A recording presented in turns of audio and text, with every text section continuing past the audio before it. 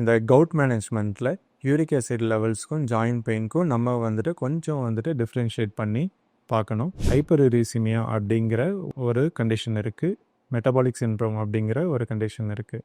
இதில் என்னென்னா உங்களுக்கு வந்துட்டு யூரிக் ஆசிட் நார்மலாக எல்லாருக்கும் இருக்கிறத விட கொஞ்சம் அதிகமாக இருக்கும். 7 இருக்கும், 8 இருக்கலாம், இந்த மாதிரி லெவலில் இருக்கும். பட் வந்துட்டு உங்களுக்கு கவுட்டி அட்டாக்குங்கிறது வராமல் இருக்கலாம். கவுட்டி அட்டாக் அப்படிங்கிறது உங்களுக்கு காலில் அக்யூட்டாக ஒரு வலி வீக்கத்தோடு வரும். லைஃப்லேயே நீங்கள் எக்ஸ்பீரியன்ஸ் பண்ணியிருக்காத ஒரு வலியாக இருக்கும், மூட்டு வலியாக இருக்கும். இந்த மாதிரி வர்றது தான் கவுட்டி அட்டாக்.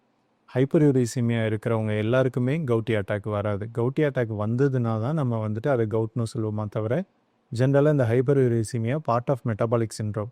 அதனால் இருக்குது அப்படின்னா அதுக்கு வந்துட்டு நம்ம மேனேஜ்மெண்ட் வேறு மாதிரி பண்ணணும். மெட்டபாலிக் சிண்ட்ரோமில் பார்த்திங்கன்னா இது வந்துட்டு it's a life style disease. உங்களுக்கு ஒபிசிட்டினால் வர்றது, கூடவே வந்துட்டு உங்களுக்கு ஃபேட்டி லிவர் இருக்கலாம், கொலஸ்ட்ரால் இருக்கலாம். இதெல்லாம் இருக்கிறப்ப நீங்கள் வந்துட்டு லைஃப் ஸ்டைல் டிசீஸாக தான் இதை பார்த்து அதை ட்ரீட்மெண்ட் பண்ணணும். இதை வந்துட்டு நம்ம வந்துட்டு கவுட்டாக வந்துட்டு கன்சிடர் பண்ணக்கூடாது. So 7 to 8 uric acid level இருக்குது, கவுட்டி அட்டாக் வரவே இல்லை அப்படின்னா நம்ம வந்துட்டு அதுக்கு வந்துட்டு மேனேஜ்மெண்ட் நம்ம வந்துட்டு ஃபஸ்ட்டு லைஃப் ஸ்டைல் மெஷர்ஸ் அந்த வழியாக தான் போகணும். அப்போ நம்ம வந்துட்டு கவுட்டுன்னு நினச்சி பயப்பட வேண்டியதில்லை.